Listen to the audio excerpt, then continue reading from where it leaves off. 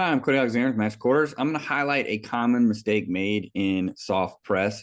One of the biggest issues corners have in this soft press is when you have distance like this, there is a potential to do what I call prop.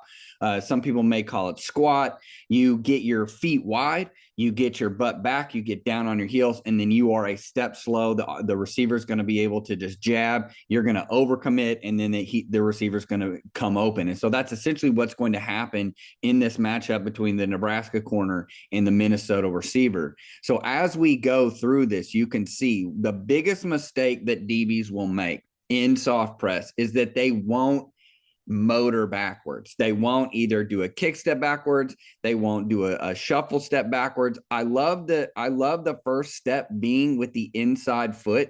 You always want to have a proactive step. The issue with this is that the step actually comes forward and it goes out.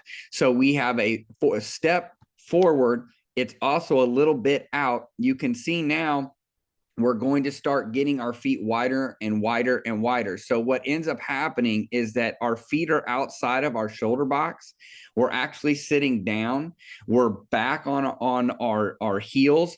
And once the receiver makes a move, I have to jab with the wrong hand. So he makes a stab outside, right? So we get a jab inside and then a hard step outside. You can see that the receiver literally has gotten on the toes of the DB because the DB never moved backwards.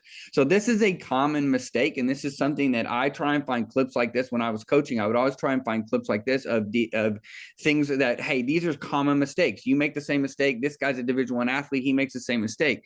So what happens again is we don't really get a proactive step backwards. We don't get any kind of a pick up and put down with the inside foot just to maintain inside leverage, get any depth. You can see that really, if we were to put a bag behind this DB, that he would never hit the bag. So we get wide, we jam with the wrong hand, and then now he's open. So the coaching point here would be you want to motor your feet, gain some depth. The moment that this guy starts motoring, we want to motor as well. Keep the feet. And again, anytime we get a jab step, we want to mirror that. So anytime, once he steps out, I want to have my feet within the shoulder box and I want to step out. So he steps in, I want to step out. He makes a big jab step.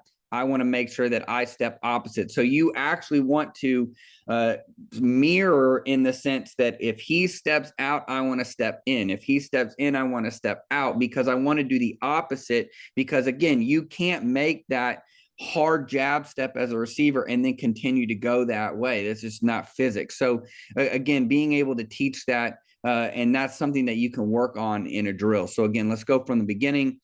We get a prop. This is what I call a prop. So we're essentially dead in the water. Our feet are too wide. We're letting that receiver gain entry into our body. And then now we're going to jam with the wrong hand. So from the top, this is a good example of a prop getting your feet too wide. We want to stay within the shoulder box. We want to keep our nose over our toes. We want to stay square, and we want to move back just a little bit to gain a little bit of depth and let that receiver make his decision on where he's going to go. Once he does that, we want to have an offhand jam. Once he makes this hard, this hand should be coming, and we should be stepping with this foot so that we are square, flat, and on top of the route.